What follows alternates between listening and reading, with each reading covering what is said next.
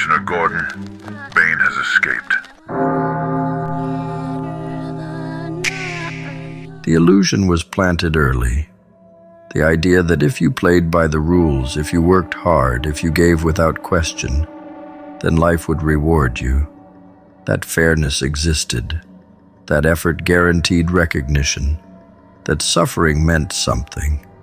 But step outside of that fantasy, and reality shows its true face. There is no grand reward waiting at the end of the struggle, no invisible force ensuring justice, no system designed to hand you what you believe you deserve. The world is indifferent. It does not care about effort. It does not care about fairness. And it owes nothing. Some spend their lives waiting to be appreciated, waiting to be compensated, waiting for the world to notice how much they have endured. But time keeps moving, and waiting changes nothing. The ones who rise are not the ones who expect something to be given. They take. They carve their place into existence with force, with presence, with an unshakable understanding that the only debts that matter are the ones paid in action. Those who wait will wait forever. Those who demand will be met with resistance. The ones who move, who push, who take without asking, those are the ones who shaped the game. There is no fairness in a system built on survival.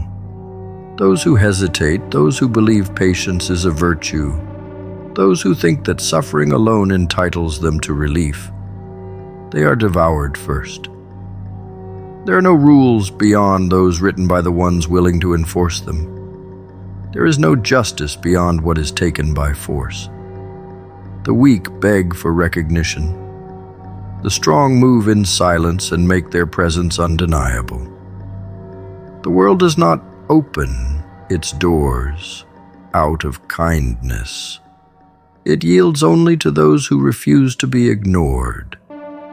Every expectation of fairness is a weight tied around the neck. The ones who cling to the idea that life should be different are the ones who spend their years complaining instead of building. There are no rewards for those who wait. There is no mercy for those who hesitate.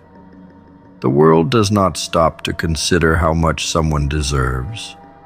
It does not measure struggle. It does not reward effort. It rewards results.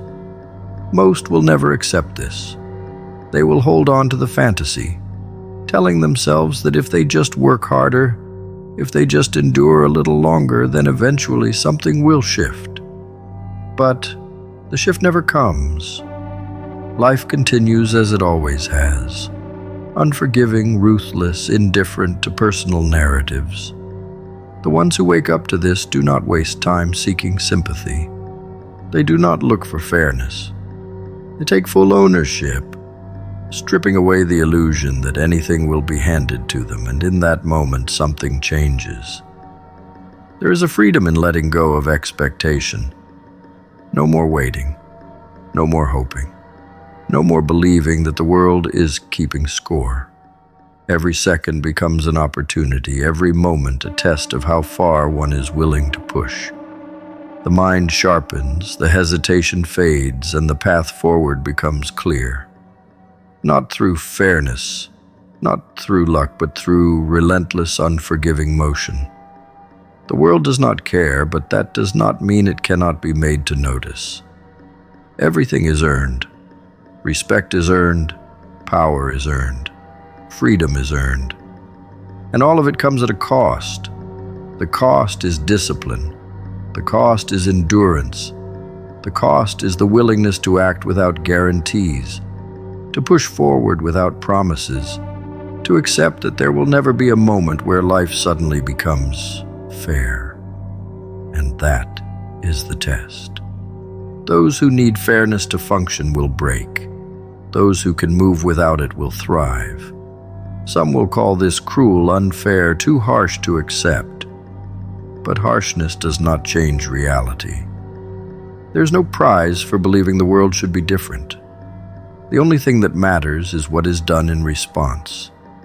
Fall into resentment, fall into blame, and nothing changes. Take control, accept what is, and everything opens. The ones who understand this do not need sympathy. They do not need recognition. They are too busy moving forward, too focused on building, too consumed by purpose to waste time waiting for something that will never come. The world will never owe anything. It will never hand over success, never reward patience, never care how much was sacrificed in the process. But those who refuse to wait, those who push without expectation, those who move with force, they take what others spend their whole lives hoping for. The game does not reward fairness. It rewards presence, persistence, and the refusal to accept anything less than complete control over one's own path. The human mind was built for order. It craves patterns, rules, fairness. A world where effort is rewarded, where suffering earns relief, where good deeds are repaid in kind. This is the great delusion, a deep-rooted instinct that has no place in reality. Nature does not operate on justice. It does not care for fairness. It moves by force, by strategy, by the cold efficiency of power. Some call it fate. Others call it karma. The belief that if they endure long enough, if they do what is right, if they suffer with patience, the world will eventually balance itself and grant them what they deserve. But the world does not balance itself. It does not recognize patience. It does not hand out rewards based on endurance. The only law that has ever dictated outcomes is power. The ability to move, to adapt, to take control instead of waiting for permission. Those who understand this move with precision. Those who do not remain stagnant, waiting for life to notice them. The mistake is believing that effort alone is enough, that sacrifice will eventually be recognized, that fairness will prevail in the end. But fairness is a myth. One designed to keep people in place, waiting, believing that they do not need to act because justice will act for them. The ones who escape this illusion do not ask for fairness. They do not expect compensation for their struggles. They move without hesitation, knowing that survival is not a matter of what is right, but of what is done. Justice is a construct, a human invention designed to create order in a world that was never built for it. The universe does not function on moral codes. It does not care if someone has done everything the right way. It does not care if they have suffered, if they have waited, if they have been patient. It only responds to power, and power is not given. It is built. Those who refuse to see this will always struggle to understand why life does not seem to reward them, why their sacrifices go unnoticed, why no matter how much they endure, the world remains indifferent. The ones who accept this do not waste energy on resentment. They do not cry out for fairness. They do not sit in bitterness, blaming the system for failing to give them what they believe they deserve. They step back. They observe, they adjust, they build their own leverage, they stack their advantages, they position themselves where they need to be. They do not wait for fairness to catch up. They move forward without it. And because of this, they are never stagnant. Waiting for justice is a slow death. It is the excuse that keeps people from adapting, from evolving, from seizing opportunities that are right in front of them. They stay in place, repeating the same actions, convinced that eventually the world will notice them and hand them what they have been waiting for. But the world does not notice stillness. It does not reward patience. It only recognizes movement. And those who remain locked in a cycle of waiting will find themselves looking back on a life that never truly started. The game is not won by those who demand fairness. It is won by those who understand the rules, who see the world as it is rather than as they wish it to be. There are no participation trophies, no unseen force keeping score, ready to hand out rewards for endurance alone. The only ones who thrive are those who adapt, those who shift with the currents instead of trying to fight them, those who do not rely on a justice system that was never built into the foundation of reality. This is not a call for ruthlessness, it is a call for awareness. For understanding that waiting is a weakness, that expectation is a prison, that justice is an idea, not a guarantee. The ones who rise are the ones who see past illusion, who accept that fairness is irrelevant, who move regardless of whether or not the world acknowledges them. They are not trapped by what is owed. They are only concerned with what can be built. Survival has never been about strength. It has never been about intelligence. The fossilized bones of creatures that once ruled the earth now lie buried beneath the weight of time. Testaments to the reality that power and intellect mean nothing without adaptation. The ones who remain are not the ones who were the most dominant, nor the ones who were the most brilliant. They were the ones who adjusted when the world changed, the ones who abandoned what no longer served them, the ones who did not waste time grieving a reality that no longer existed. There's a tendency to believe that success is about talent, that the strongest will always rise, that the most intelligent will naturally find their place at the top. But history tells a different story. The battlefield is littered with the remains of those who refused to shift, those who clung too tightly to what once worked, those who were too proud, too stubborn, too convinced that the world would accommodate them instead of the other way around. The rules do not favor those who believe they deserve to win.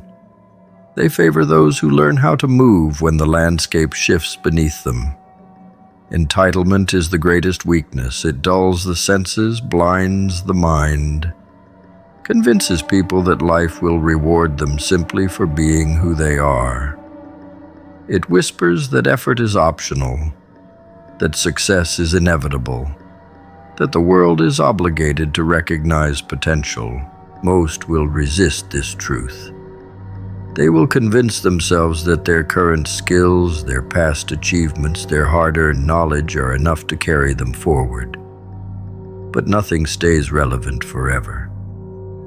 What worked yesterday will not necessarily work tomorrow. The ability to let go, to unlearn, to abandon what no longer holds value. This is the skill that determines who rises and who is left behind. The ones who expect stability, who assume their place is secure, who believe they are owed safety, will be the first to disappear when the game changes. The ones who thrive are the ones who understand that survival is not about what was earned in the past, but about what is built in the present. They do not waste time demanding recognition for previous work. They do not cling to outdated identities. They adapt before they are forced to. They remain light, agile, untethered by the weight of expectation. They shift gears, they recalibrate, they move where the opportunity is, not where it used to be. This is the difference between those who succeed and those who fade. The ones who remain standing are not necessarily the strongest, nor the smartest. They are the ones who see the storm coming and move before it arrives. They do not waste time complaining about the changing winds. They adjust their sails and use the storm to push them forward. They survive not because they were the best, but because they refused to stand still. Success is not a gift. It is not something handed down from above, nor is it distributed fairly to those who work the hardest. It is taken, built, controlled. It is the product of leverage, of understanding how to create, trade, and invest in value. The ones who master this rule shape outcomes to their advantage, while the rest wait, hoping the world will finally recognize their worth. But hope has never built empires. Action has. Those who do not control value do not control results, and those who do not control results are left at the mercy of those who do. Value is not just about money. It is about skill, about resources, about access. It is about understanding what the world needs and positioning oneself as the solution. Some wait for the right opportunity to come. Others create it. Some believe their work should speak for itself. Others make sure it is heard by the right people. The difference between those who succeed and those who wait is not just effort. It is strategy. Those who understand how to make themselves valuable, how to trade in power, how to create something others want, are the ones who shape their own future. Leverage is the dividing line. Those who have it dictate the terms. Those who do not are forced to accept whatever is given. The ones who control their time, their skills, their network, their assets. These are the ones who move through life with precision. They do not beg for opportunities, they create demand. They understand that every interaction, every negotiation, every decision is a game of trade. And the ones who know how to trade effectively always come out ahead. Most people never develop leverage because they do not think in terms of exchange. They focus only on what they want, never on what they can offer. They demand success without offering anything in return. But the world does not operate on demands. It operates on transactions. If you do not bring something valuable to the table, you are not a player, you are a spectator, watching as others dictate the terms of your existence. Value attracts value.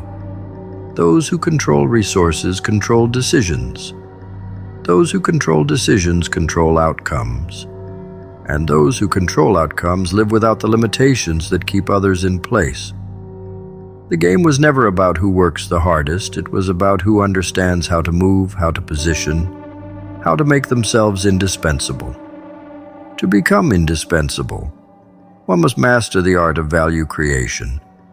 It is not enough to be skilled. That skill must be applied, recognized, placed in the right hands. Connections matter. Influence matters. Visibility matters. Those who dismiss these things as unimportant are the ones who remain invisible, toiling in obscurity, wondering why their talents never translate into success. The ones who rise are the ones who understand how to package and present what they have in a way that others want. The difference between those who build their future and those who wait for it is not luck. It is awareness. It is the ability to see how systems work, to understand the flow of power, to step beyond the mindset of hoping and into the mindset of action. The world owes nothing, but it will trade for value. Those who have something to offer, something rare, something needed, will always find themselves in demand. Those who simply wait, who expect recognition without leverage, will be waiting for the rest of their lives. To control one's future is to control one's leverage. Every skill learned, every connection made, every resource gathered is another step toward power. Those who ignore this are left dependent on the generosity of others, trapped in a cycle of hoping someone will give them a break. But those who see the world as it is, those who build leverage instead of waiting for fairness, those are the ones who dictate the rules. The sea does not care about the shipwrecked. It does not keep records of the waves that battered the hull, the winds that ripped the sails, or the nights spent gripping the wheel in a storm that seemed endless. The ocean swallows the weak and forgets them. The world operates the same way. It does not pause to acknowledge hardship, nor does it concern itself with the unfairness of the conditions that were faced. All that matters is whether the ship came to port, whether the job was finished, whether the goal was reached, whether something tangible was delivered at the end of the struggle. There's an unspoken cruelty in this truth, and yet it is the only thing that has ever mattered. A builder does not demand admiration for the sweat poured into his craft. He is judged by whether the structure stands. A warrior is not measured by the wounds he suffered, but by whether or not he won the war. Life operates in this same brutal fashion. The weight of effort, the depth of sacrifice, the magnitude of hardship. All of it is irrelevant if there is nothing to show for it. It is easy to get lost in the storm, to become so consumed by the struggle itself that the purpose of it is forgotten. Many spend their whole lives trapped in this mindset, complaining about the unfairness of the sea, demanding sympathy for the waves as if the water will ever change its nature. But the ocean is neither cruel nor kind. It simply exists. The ones who recognize this do not waste time begging for better conditions. They study the tides. They learn to navigate. They bring in the ship no matter what. Results are the great equalizer. The world does not ask whether the conditions were fair. It does not care if one person had better tools, if another had a smoother path, if the storm was harsher than expected. The scoreboard is not interested in excuses. It records wins and losses, nothing else. And those who understand this do not spend time explaining why something did not happen. They find a way to make it happen. There is no sympathy in the marketplace. There is no reward for almost succeeding, for having potential, for coming close. The ones who build, who create, who deliver are the ones who are remembered. The ones who hesitate, who falter, who drown in the waters of self-pity, disappear into irrelevance. The world will not pause to mourn them. The game continues, with or without them. This is not meant to be discouraging, it is meant to be clarifying. The ocean does not change for the sailor, so the sailor must learn to move with it. There will always be storms. There will always be unfair conditions, obstacles that seem insurmountable, forces that make the journey harder than it should be. But those who prevail do not waste time cursing the waves. They move forward anyway, knowing that no one will ask how difficult the journey was, only whether or not it was finished. Ease is a fleeting illusion, a temporary comfort that dulls the mind and weakens the will. To wish for an easy life is to ask for a path without struggle, a journey without resistance, a world where growth is unnecessary. But nothing of value is built in comfort. No great mind was forged in stillness. No legend was born in leisure. Strength is not something granted. It is something extracted from hardship, refined in adversity, earned through trials that break most and sharpen the few who refuse to yield. There are those who spend their lives avoiding difficulty, choosing the road of least resistance, hoping that if they step lightly enough, the weight of existence will never press too heavily upon them. They mistake comfort for security, ease for stability, ignorance for peace. But avoidance does not prevent hardship. It only postpones it. And when it finally arrives, as it always does, those who have never been tested collapse under its weight. The world does not pause to soften the fall. It does not reach out to offer relief. It simply watches, indifferent, as those who never learn to endure are swallowed by the very reality they spent their lives denying. To seek strength instead of comfort is to understand that life is not something to be made easier. It is something to be mastered. This mastery does not come from wishing away struggle. It comes from facing those obstacles head-on, from developing the resilience to walk through fire without hesitation. Strength is not the absence of hardship. It's the ability to remain unshaken in its presence. No one is exempt from suffering, but there is a choice in how suffering is met, and that's where legends are made.